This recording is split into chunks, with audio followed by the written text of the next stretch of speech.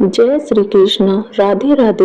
हे प्रिय भक्तों, स्वागत है आपका हमारे YouTube चैनल शिव और शक्ति में। सनातन धर्म में हर माह की चतुर्थी तिथि भगवान गणेश की आराधना पूजा के लिए समर्पित है। प्रथम पूज्य गणेश जी की पूजा करने से बुद्धि की प्राप्ति होती है और जीवन में सकारात्मकता का प्रवेश होता है। वैदिक पंचांग के अनुसार हर साल आषाढ़ के कृष्ण पक्ष की चतुर्थी तिथि पर विकट संकष्टी चतुर्थी मनाई जाती है और इस दिन गणेश जी की पूजा अर्चना की जाती है। धार्मिक मान्यता है कि सच्चे मन से गणेश जी की आराधना करने से साधक को जीवन में सुख शांति की प्राप्ति होती है और काम में आ रहे किसी भी तरह के विघ्न बाधा का अंत भी हो जाता है। व्यापार से लेकर करियर में सफलता के रास्ते खुलते हैं।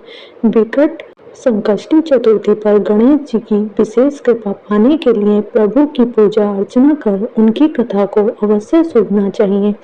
आज मैं आप सभी को गणेश जी और चौथ माता की कथा सुनाने जा रही हूँ, जिससे शुभ फल की प्राप्ति हो सके। सबसे पहले आइए सुनते हैं गणेश चतुर्थी की कथा। एक बार पार्वती जी ने गणेश जी से पूछा कि वे आषाढ़ माह के कृष्ण पक्ष की जो संकटा नामक चतुर्थी कही हुई है, उस दिन कौन से गणेश का किस विधि से पूजन करना चाहिए और उस दिन भोजन में क्या ग्रहण करना चाहिए।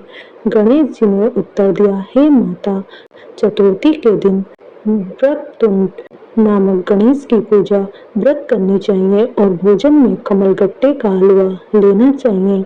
हे जननी, द्वापर युग में राजा युधिष्ठिर ने इस प्रश्न को पूछा था और उसके उत्तर में भगवान श्री कृष्ण ने जो कहा था, मैं उसी इतिहास का वर्णन करता हूँ।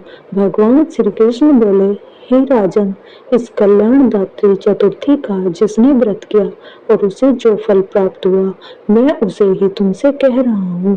प्राचीन काल में एक रंती देव नामक प्रतापी राजा हुए। जिस प्रकार आग तृण समूहों को जला डालती है, उसी प्रकार वे अपने शत्रुओं के विनाशक थे। उनकी मित्रता यम, कुबेर, इंद्रादिक देवों से थी। उन्हीं के राज्य में धर्म केतु नामक एक श्रेष्ठ ब्राह्मण रहते थे। उनके दो स्त्रियां थी, एक का नाम सुशीला और दूसरी का नाम चंचला था।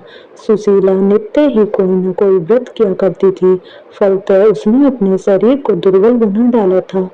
इसके विपरीत चंचला कभी भी कोई व्रत, उपवास आदि न करके भरपेट भोजन करती थी।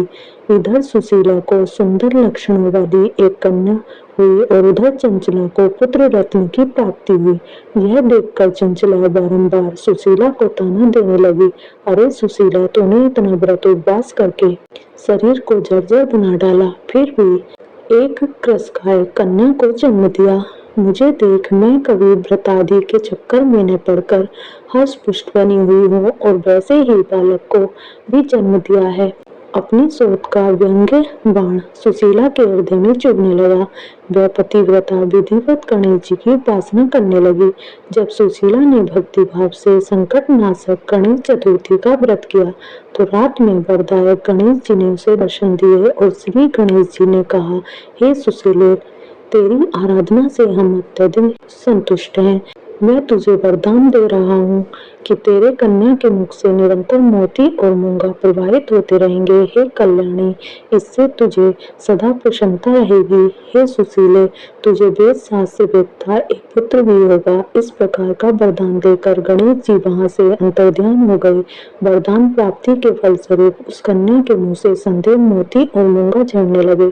कुछ दिनों के बाद सुशीला को एक पुत्र उत्पन्न हुआ। तदंतर धर्मकेतु का स्वर्गवास हो गया। उनकी मृत्यु के उपरांत चंचला घर का सारा धन लेकर दूसरे घर में जाकर रहने लगी, परंतु सुशीला पतिगृह में रहकर ही पुत्र और पुत्री का पालन पोषण करने लगी। अपनी कन्या के मुंह से मोती मूंगा गिरने के फलस्वरूप सुशीला के पास अल्प समय में ही बहुत सा धन एकत्रित हो गया। इस कारण चंचला उससे ईर्ष्या करने लगी। एक दिन हत्या करने के उद्देश्य से चंचला ने सुशीला की कन्या को कुएं में ढकेल दिया। उस कुएं में गणेश जी ने उसकी रक्षा की और वह बालिका सकुशल अपनी माता के पास लौट आई। उस बालिका की जीवित देखकर चंचला का मन उद्विग्न हो उठा। वह सोचने लगी कि जिसकी रक्षा ईश्वर करता है उसे कौन मार सकता है। इधर सुशीला अपनी पुत्री को पुनः प्राप्त कर प्रसन्न हो गई।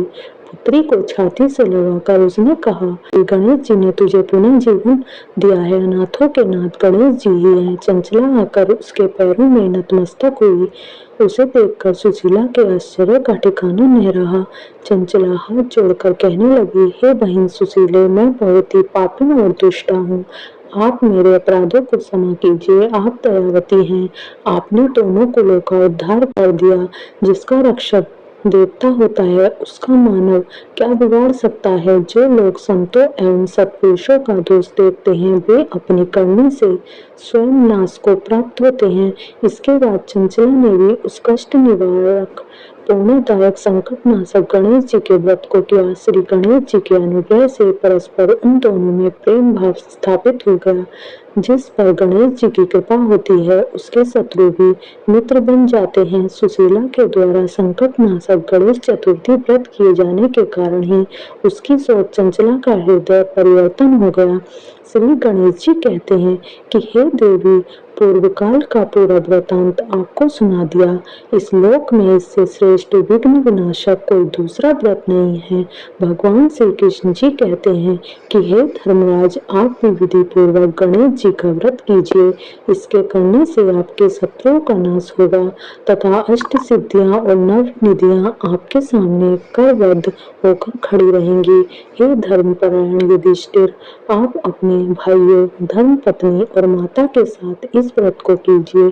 इससे थोड़े समय में ही आप अपने राज्य को प्राप्त कर लेंगे।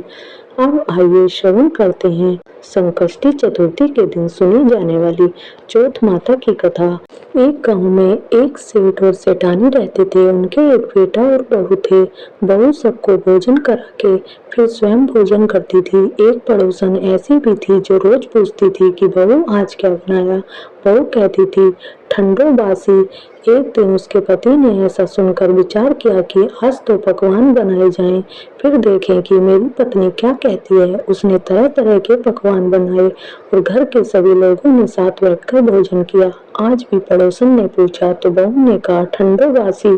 सेठ के लड़के ने सोचा, हो ना हो, कोई बात तो अवश्य है जिससे मेरी पत्नी ऐसा कहती है। उसने अपनी पत्नी से पूछा, तुम रोज ठंडो बासी खाया ऐसा क्यों कहती हो, जबकि हम सब ने एक साथ बैठकर कई तरह के पकवान खाए थे। तब उसकी पत्नी बोली, हम लोग जो कुछ भी खा रहे हैं वह आपके बुजुर्गों की कमाई है। जिस दिन आप कमा कर लाओगे उस दिन मैं समझूंगी कि ताजा भोजन कर रही हूँ। अब एक दिन लड़के ने अपनी माँ से कहा, मैं एक बड़े शहर में कमाई करने जा रहा हूँ। माँ बोली, बेटा, अपने पास इतना धन है कि कितना भी खाओ समाप्त नहीं होगा। माँ के मना करने पर भी बेटे ने स्वयं कमाने का दृढ़ निश्चय कर लिया और जाते समय पत्नी से कहा, मैं जब तक कमा कर बहुत सा धन लेकर न आऊं तुम चूल्हे की आग मत बुझने देना। एक दिन चूल्हे की आग बुझ गई तो वह मन ही मन घबराने लगी। उसने सोचा, मेरे पति पर कोई संकट तो नहीं आया।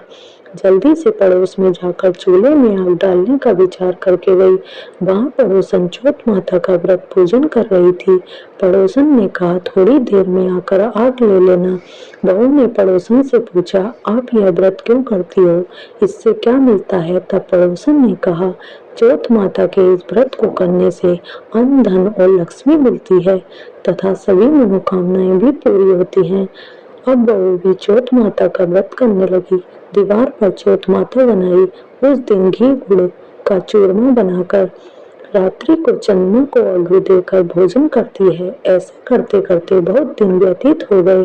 चौथ माता ने उस बहू के पति को सपना दिया कि साहूकार का बेटा तू जाग रहा है या सो रहा है। तेरी पत्नी बहुत तुझे याद कर रही है। घर जाकर उसकी चिंता मिटा। तू दुकान खोलकर बैठ जाना। आज तेरा हिसाब किताब चुकता हो जाएगा। अब तो चौथ माता ने जैसा कहा था वैसा ही हुआ। उसने घर जाने की तैयारी की और गाड़ी भरकर धन दौलत लेकर चल दिया। रास्ते में एक बड़ा सा नाग फन फैलाए बैठा था और कहने लगा, आज तो मैं तुझे डसूंगा, छोड़ूंगा नहीं। आज तेरी आयु पूरी हो गई है। सेठ के लड़के ने सांप से कहा, आज चौथ माता ने मुझे सपना दिखाया तो मैं अपनी पत्नी से मिलने घर जा रहा हूँ। वह मेरी प्रतीक्षा कर रही है और बहुत चिंता कर रही है। मैं उससे मिलकर जरूर आऊंगा, तब तुम मुझे डस लेना। नाग ने कहा, तुम शपथ पूर्वक कहकर जाओ तो मैं तुम्हें जाने दूंगा, परंतु तुम लौटकर नहीं आए तो तुम्हारे घर आकर मैं तुम्हें डस लूंगा। इस प्रकार सर्प को वचन देकर वह अपने घर पहुंचा। वहां परिवार वालों से हंसी खुशी से मिला और भोजन करके उदास होकर बैठ गया। उसकी पत्नी ने उदास होने का कारण पूछा तो पति ने काले नाग वाली बात बताते हुए कहा, यदि मैं उसके पास नहीं जाऊंगा तो वह घर आकर मुझे डस लेगा। पत्नी बहुत चतुर थी। उसने कहा, आप जरा भी घबराओ नहीं, आप सो जाइए, मैं कुछ उपाय करती हूँ। पत्नी ने अपने कमरे में 7 सीढ़ी बनाई। पहली सीढ़ी पर रेत, दूसरी सीढ़ी पर इत्र, तीसरी सीढ़ी पर गुलाल और फिर फूल, चौथी पर केसर, पांचवी पर लड्डू पेड़ा, छठी पर गद्दी कलीचा और 7वीं सीढ़ी पर दूध का कटोरा भरकर रख देती है। इस प्रकार वह 7 सीढ़ी सजा कर बैठ गई। आधी रात होते ही नाग आकर सीढ़ी पर चढ़ने लगा। पहली सीढ़ी पर रेत में लौट गया और कहने लगा, सेठ की बहू ने आराम तो बहुत दिया, पर वचनों से बंधा आया हूँ तो डसूंगा बस से। इसी प्रकार 7 सीढ़ियों पर नाग आराम करता हुआ और कहता हुआ कि डसूंगा जरूर कमरे में पहुंचने ही वाला था कि चौथ माता ने विचार किया कि यदि मैं इसे नहीं बचाऊंगी तो संसार में धर्म कर्म और व्रत पूजन को कौन मानेगा। अब तो गणेश जी, चंद्रमा जी और चौथ माता ने उसे बचाने का विचार किया। चंद्रमा जी ने उजाला किया, चौथ माता ढाल बनी और गणेश जी ने तलवार लेकर नाग को मार दिया और ढाल से ढक दिया। अब बहू भी थकी हारी सो गई। दिन उगा तो लोग बेटे से मिलने आए, परंतु बेटा और बहू तो उठे ही नहीं थे। बहुत देर हो गई तो माँ उन्हें उठाने गई। उसने अर्थात लड़के की माँ ने 7 सीढ़ियों पर जो कुछ देखा तो वह बहुत घबरा गई और बेटे बहू को आवाज लगाई। बेटा और बहू उठे तो देखा कि एक ढाल तलवार वहां पड़ी हुई है। अब ढाल उठाई तो देखा वहीं काला नाग वहां मरा हुआ पड़ा था। बेटा बहू ने सोचा कि आज तो धर्म कर्म की आड़ से गणेश और चौथ माता ने अपनी रक्षा की है। हे चौथ माता, आपने जैसे सेठ के बेटे बहू की रक्षा की वैसी सबकी रक्षा कीजिएगा। बोलिए चौथ माता की जय, बोलिए गौरी पुत्र गणेश भगवान की जय। अब आइए श्रवण करते हैं गणेश चतुर्थी की अगली कथा। भगवान श्री कार्तिकेय जी शिव जी और पार्वती जी के पुत्र हैं तथा समदेव बालक रूप में ही रहते हैं, परंतु उनके इस बालक स्वरूप का भी एक रहस्य है। एक बार शंकर भगवान ने पार्वती जी के साथ जुआ खेलने की अभिलाषा प्रकट की। खेल में भगवान शंकर जी अपना सब कुछ हार गए। हारने के बाद भोलेनाथ जी अपनी लीला को रचते हुए पत्तों के वस्त्र पहनकर गंगा के तट पर चले गए। कार्तिकेय जी को जब सारी बात पता चली तो वह माता पार्वती से समस्त वस्तुएं वापस लेने के लिए आए। इस बार खेल में पार्वती जी हार गईं और कार्तिकेय जी शंकर जी का सारा सामान लेकर वापस चले गए। अब इधर पार्वती जी भी चिंतित हो गईं कि सारा सामान भी गया और पति भी दूर हो गए। पार्वती जी ने अपनी व्यथा अपने प्रिय पुत्र गणेश जी को बताई तो मात्र भक्त गणेश जी स्वयं जुआ खेलने भगवान जी के पास पहुंचे। गणेश जी इस खेल में जीत गए और लौटकर अपनी जीत का समाचार अपनी माता पार्वती को सुनाया। इस पर पार्वती जी बोली कि उन्हें अपने पिता को साथ लेकर आना चाहिए था। फिर गणेश जी भोलेनाथ जी की खोज करने निकल पड़े। भोलेनाथ जी से उनकी भेंट हरिद्वार में हुई। उस समय भोलेनाथ भगवान विष्णु जी और कार्तिकेय जी के साथ हरिद्वार में भ्रमण कर रहे थे। पार्वती जी से नाराज भोलेनाथ ने लौटने से मना कर दिया। भोलेनाथ जी के भक्त रावण ने गणेश जी के वाहन मूषक को बिल्ली का रूप धारण करके डरा दिया। मूषक गणेश जी को छोड़कर भाग गए। इधर भगवान विष्णु ने भोलेनाथ की इच्छा से पासा का रूप धारण कर लिया था। गणेश जी ने माता के उदास होने की बात भोलेनाथ जी को कह सुनाई। इस पर भोलेनाथ जी बोले कि हमने नया पासा बनवाया है, अगर तुम्हारी माता पुनः खेल खेलने को सहमत हो तो मैं वापस चल सकता हूँ। श्री गणेश जी के आश्वासन पर भोलेनाथ जी वापस पार्वती जी के पास पहुँचे तथा खेल खेलने को कहा। इस पर पार्वती जी हंस पड़ी और बोली, अभी आपके पास क्या चीज है जिससे खेल खेला जाए। यह सुनकर भोलेनाथ जी चुप हो गए। इस पर नारद जी ने अपनी वीणा आदि सामग्री उन्हें दी। इस खेल में भोलेनाथ जी हर बार जीतते रहे। बार बार पासा फेंकने के बाद गणेश जी समझ गए और उन्होंने भगवान विष्णु के पासा रूप धारण करने का रहस्य माता पार्वती जी को बता दिया। सारी बात सुनकर पार्वती जी को क्रोध आ गया। रावण ने माता को समझाने का प्रयास किया पर उनका क्रोध शांत नहीं हुआ और क्रोध में उन्होंने भोलेनाथ जी को श्राप दे दिया कि गंगा की धारा का बोझ उनके सिर पर रहेगा। नारद जी को कभी एक स्थान पर न टिकने का अभिशाप मिला। भगवान विष्णु जी को श्राप दिया गया कि यही रावण तुम्हारा शत्रु होगा तथा रावण को श्राप दिया कि विष्णु ही तुम्हारा विनाश करेंगे। कार्तिकेय जी को भी माता पार्वती जी ने कभी जवान न होने का श्राप दिया। इस पर सर्वजन चिंतित हो उठे। तब नारद जी ने अपनी विनोदपूर्ण बातों से माता का क्रोध शांत किया तो माता ने उन्हें वरदान मांगने को कहा। नारद जी बोले कि आप सभी को वरदान दें तभी मैं वरदान लूंगा। पार्वती जी सहमत हो गईं। तब भगवान शंकर जी ने कार्तिक शुक्ल के दिन जुए में विजय रहने वालों को वर्ष भर विजय बनाने का वरदान मांगा। भगवान विष्णु जी ने अपने प्रत्येक छोटे बड़े कार्य में सफलता का वरदान मांगा, परंतु कार्तिकेय जी ने सदा बालक रहने का वरदान मांगा और कहा, मुझे विषय वासना का संसर्ग न हो तथा सदा भगवती का स्मरण रहे। अंत में नारद जी ने देव ऋषि होने का वरदान मांगा। माता पार्वती जी ने रावण को समस्त वेदों की सुविस्तृत व्याख्या देते हुए सबके लिए तथास्तु कहा। कार्तिकेय जी के जन्म के पहले जब तारकासुर के अत्याचार से सभी देवता पीड़ित थे तभी भगवान शंकर जी ने पार्वती जी का पाणी ग्रहण किया था और तब 6 मुख वाले कार्तिकेय जी का जन्म हुआ था। उन्होंने ही तारकासुर का वध किया था। एक बार पार्वती जी ने गणेश जी से पूछा, हे पुत्र, गणेश चतुर्थी को संकट नाशक चतुर्थी कहा गया है, अतः इस दिन का व्रत किस प्रकार किया जाता है और उसकी कथा क्या है, मुझे समझाकर कहिए। गणेश जी ने कहा, हे माता, गणेश चतुर्थी सब संकटों का नाशक, विविध फलदायक एवं संपूर्ण इच्छाएं पूरी करने वाली है। श्री कृष्ण जी कहते हैं कि हे युधिष्ठिर, पुत्र की ऐसी बात सुनकर पार्वती जी ने उनसे पूछा, आहार एवं पूजन में क्या विशेषता है, उसे कहिए। तब गणेश जी माता पार्वती को बहुत ही दुर्लभ कथा सुनाते हैं। पूर्व काल में नल नामक एक पुण्य आत्मा और यशस्वी राजा हुए। उनकी रूपशालिनी रानी दमयंती नाम से प्रसिद्ध थी। एक बार उन्हें श्रापग्रस्त होकर राज्य छोड़ना पड़ा और रानी के वियोग में कष्ट सहन करना पड़ा।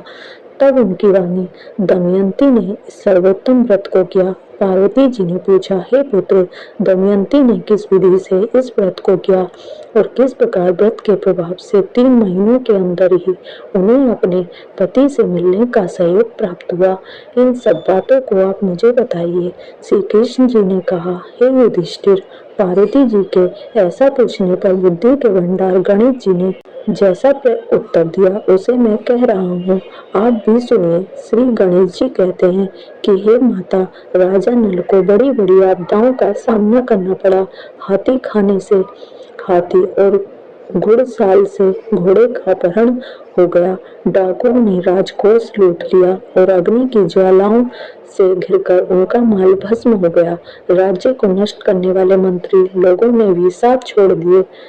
राजा जुए में सब कुछ गवा बैठे और उनकी राजधानी भी उनके हाथ से निकल गई। सभी ओर से निराश और असहाय होकर राजा नल वन में चले गए। वन में रहते समय उन्हें दमयंती के साथ अनेक कष्ट सहन करने पड़े। इतना होते हुए भी उनका रानी से वियोग हो गया। तब पश्चात राजा किसी नगर में भिक्षाटन करने लगे। रानी किसी दूसरे नगर में रहने लगी और राजकुमार अन्यत्र नौकरी करने लगा। जो किसी समय राजा रानी राजपुत्र कहे जाते थे, वही अब भिक्षा मांगने लगे। तरह तरह के रोगों से पीड़ित होकर, एक दूसरे से अलग होकर, कर्म फल को भोगते हुए दिन बीतने लगे। एक समय की बात है कि वन में भटकती हुई दमयंती ने महर्षि सरभंग के दर्शन किए। उसने उनके पैरों पर नतमस्तक हो हाथ जोड़कर कहा, हे ऋषिराज, मेरा अपने पति से कब मिलन होगा? किस उपाय से मुझे हाथी घोड़ों से युक्त घनी आबादी वाली नगरी मिलेगी? मेरा भाग्य कब लौटेगा? हे मुनिवर, आप निश्चित रूप से बताइए। श्री गणेश जी कहते हैं कि दमयंती का यह उत्तम प्रश्न सुनकर सरभंग मुनि ने कहा, हे दमयंती, मैं तुम्हारे कल्याण की बात बता रहा हूँ, उसे ध्यानपूर्वक सुनो। इससे सब संकट का नाश होता है। यह सब कामनाएं पूर्ण करने वाला एवं शुभदायक है। अघन मास की चतुर्थी संकट नाशक कही गई है। इस तिथि को नर नारियों को गजानन की पूजा करनी चाहिए। विधि पूर्वक व्रत एवं पूजन करने से तुम्हारी संपूर्ण इच्छाएं पूर्ण होंगी। 7 महीने के अंदर ही तुम्हारा पति से मिलन होगा। यह बात मैं निश्चय पूर्वक कहता हूँ। गणेश जी कहते हैं कि सरभंग मुनि का ऐसा आदेश पाकर दमयंती ने संकट चतुर्थी व्रत प्रारंभ किया और तभी से लगातार प्रतिमा से गणेश जी का पूजन करने लगी। 7 ही महीने में राजन उस उत्तम व्रत को करने से उसे पति, राज्य, पुत्र और पूर्वकालीन वैभव आदि की प्राप्ति हो गई। श्री कृष्ण कहते हैं कि हे युधिष्ठिर, इसी प्रकार हम व्रत को करने से आपको भी राज्य की प्राप्ति होगी और आपके सभी शत्रुओं का नाश होगा। यह निश्चय है। हे राजन, इस प्रकार मैंने सभी व्रतों में उत्तम व्रत का वर्णन किया है। यह सब संकट का नाश करता हुआ आपके भाग्य की वृद्धि करेगा। बोलिए श्री गणेश भगवान की जय। बोलिए श्री राधा कृष्ण भगवान की जय। अब आइए अंत में श्रवण करते हैं सभी मनोकामनाओं को पूर्ण करने वाली गणेश जी की कथा। एक समय की बात है कि एक भाई बहन रहते थे। बहन का नियम था कि वह अपने भाई का चेहरा देखकर ही खाना खाती थी। हर रोज वह सुबह उठती थी और जल्दी जल्दी सारा काम करके अपने भाई का मुंह देखने के लिए उसके घर जाती थी। एक दिन रास्ते में एक पीपल के नीचे गणेश जी की मूर्ति रखी थी। उसने भगवान के सामने हाथ जोड़कर कहा कि मेरे जैसा अमर सुहाग और मेरे जैसा अमर पति सबको दीजिए। यह कहकर वह आगे बढ़ जाती है। जंगल की झाड़ियों के कांटे उसके पैरों में चुभा करते थे। एक दिन वह भाई के घर पहुंची और भाई का मुंह देखकर बैठ गई। तो भाभी ने पूछा कि पैरों में क्या हो गया है। यह सुनकर उसने भाभी को जवाब दिया कि रास्ते में जंगल के झाड़ियों के गिरे हुए कांटे पांव में चुभ गए हैं। जब वह वापस अपने घर चली गई तब भाभी ने अपने पति से कहा कि रास्ते को साफ करवा दो, आपकी बहन के पांव में बहुत सारे कांटे चुभ गए हैं। भाई ने तब कुल्हाड़ी लेकर सारी झाड़ियों को काटकर रास्ता साफ कर दिया, जिससे गणेश जी का भी स्थान वहां से हट गया। यह देखकर भगवान गुस्सा हो गए और उसके भाई के प्राण हर लिए। लोग अंतिम संस्कार के लिए जब भाई को ले जा रहे थे तब उसकी भाभी रोते हुए लोगों से कहने लगी कि थोड़ी देर रुक जाओ, उसकी बहन आने वाली है। वह अपने भाई का मुख देखे बिना नहीं रह सकती है, उसका यह नियम है। तब लोगों ने कहा कि आज तो देख लेगी, पर कल कैसे देखेगी। रोज के दिन की तरह बहन अपने भाई का मुंह देखने के लिए जंगल में निकली। तब जंगल में उसने देखा कि सारा रास्ता साफ किया हुआ है। जब वह आगे बढ़ी तो उसने देखा कि गणेश जी को भी वहां से हटा दिया गया है।